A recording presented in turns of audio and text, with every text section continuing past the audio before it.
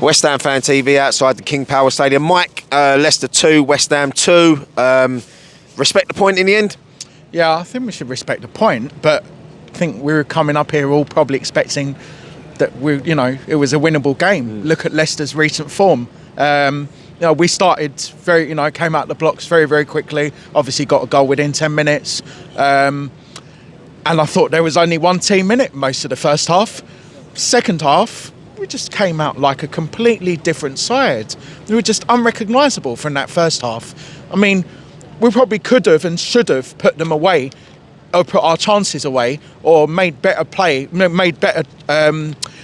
How can I say it? Made use the ball a lot better in the first half, and we could have gone in 2-0, like 2-0 up at half time. We might have gone in at 3-0 up, but we didn't. And obviously the penalty before half time was just a kick in the teeth, real kick in the teeth. Instead, it was a Stonewall penalty. I don't think the ref could wait to give it. He couldn't wait to point to the spot, to be honest. I think he must have had his finger pointing in. Well, he didn't have a choice, really. It was a lack of concentration from Creswell when it's a Stonewall penalty, as you said. Well, if it's a Stonewall, then it's a Stonewall. It's just unlucky. But look, second half, as I said, we looked to shadow the team in the first half. We looked completely, I don't know, devoid of ideas. Obviously, we let them back into the game.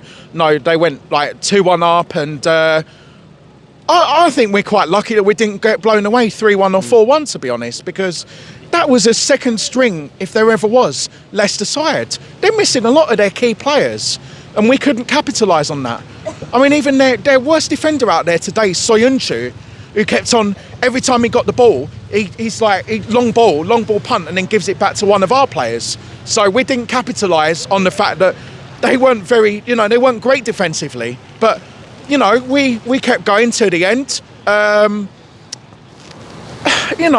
think the draw's probably a fair result, really. It's just a shame that we couldn't capitalise more at the fact that, obviously, Man U drew. Our friends at White Hart Lane lost 2-0 at home today. So, it would have been obviously those teams in and around us have got a lot of games in hand, and we could have done with the win today. But, it's the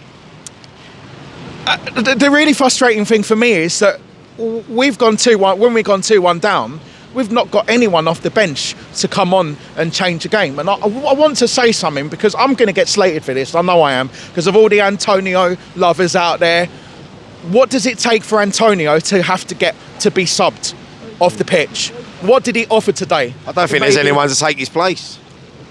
Yeah, but I mean, you could always. I mean, Bowen's almost playing as a false 9 right now, right? I don't know if you'd agree with that or not. But you put Bowen up front and then take Antonio off. I mean, and then the fact that we've got to bring on Ryan Fredericks, who Kufal was getting absolutely skinned by, was it Harvey Barnes? I think it was.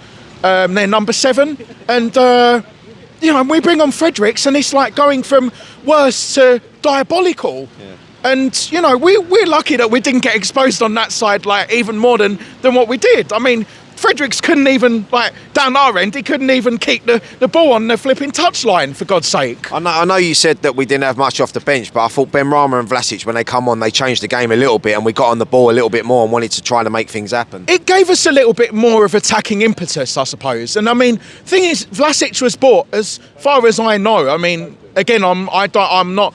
People will probably correct me if I'm wrong. Vlasic was bought as a more forward player, not as a winger. I mean, why not play him up front? Why not, give him that chance up front, or play Bowen up front? And then, I think at the moment there's just we're just a little bit like blowing hot and cold at the moment, really. And it's frustrating because, as I said, we could have capitalised against those teams around us, and I hate to say it, but I think